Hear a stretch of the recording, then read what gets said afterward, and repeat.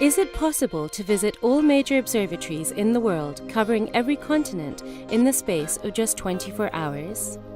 ESO made a trip around the world in 80 telescopes during a live 24-hour webcast. Let's go behind the scenes to find out how it was done.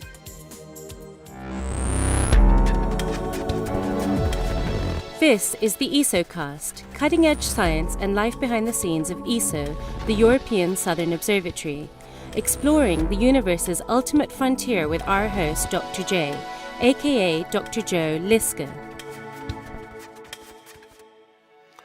Hello and welcome to the ESOcast.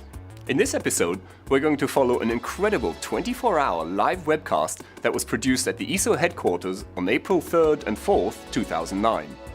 This webcast was called Around the World in 80 Telescopes, and it attracted well over 100,000 online viewers. The webcast was part of 100 Hours of Astronomy, a cornerstone project of the International Year of Astronomy 2009. Let's now go backstage to see how this record-breaking event unfolded. The ESO headquarters in Garching near Munich in Germany is hosting the live 24-hour webcast that will follow night and day around the globe and visit some 80 different observatories on the way. This is a major technical and logistical challenge. Preparations have been underway for months, and with one day left to go, the pressure is on to get things ready. After a long, final night of testing, the morning of the webcast is here. The atmosphere is buzzing, and the project leader, Douglas P.S. Price, is pleased with the preparations. This is the culmination of a lot of extremely hard work by people here at ESO and of course at all of the observatories around the planet that we'll be visiting during this amazing 24-hour live webcast. Things are very, very busy behind the scenes, but we're getting things in place, we're almost ready to go, and we're looking forward to it.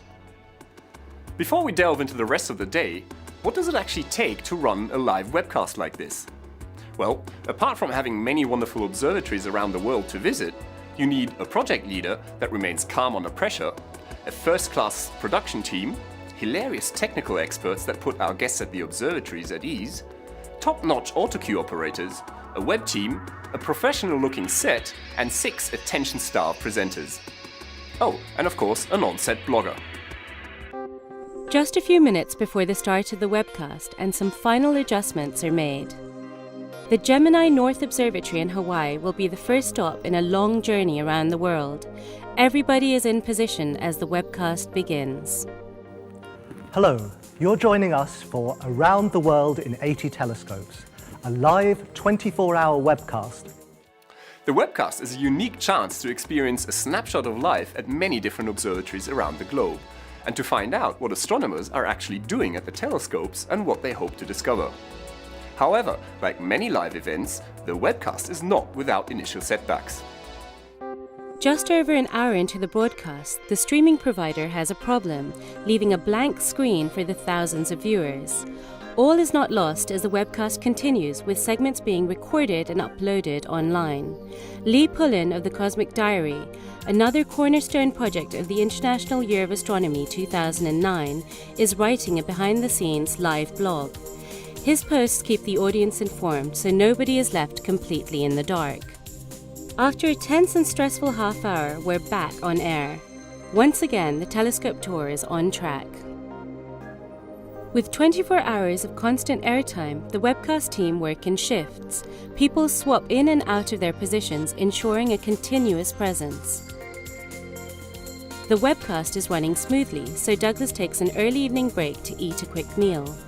The menu for the event was carefully chosen in order to keep the team happy through the long hours. Although the team could have had a selection of local Bavarian dishes, they opted for a range of international foods in honor of the event.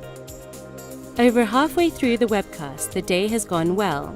Viewers watching from all over the world have emailed in feedback and questions to be read out by our hosts on air. And this is a question from Julie, who writes in from the UK. The night shift team keep things running in the early hours, while Douglas finally gets just 1 hour of well-deserved rest. The dawn of the next day marks the final stages of the webcast. The tired and slightly delirious team receives a much-needed boost when the video from the Vatican Observatory is broadcast. Even after 20 hours, the team spirit is still high. Finally, the webcast is over. And so this brings us, after 24 hours of webcasting, to the end of Around the World in 80 Telescopes. We'd also like With more than 24 hours of continuous interviews completed, the time has come to celebrate the successful event with a glass of champagne. I hope you enjoyed the look behind the scenes of Around the World in 80 Telescopes. It was an incredible event, but I'm sure there will be other spectacular outreach activities from ESO in the future. This is Dr. J signing off for the ESOcast.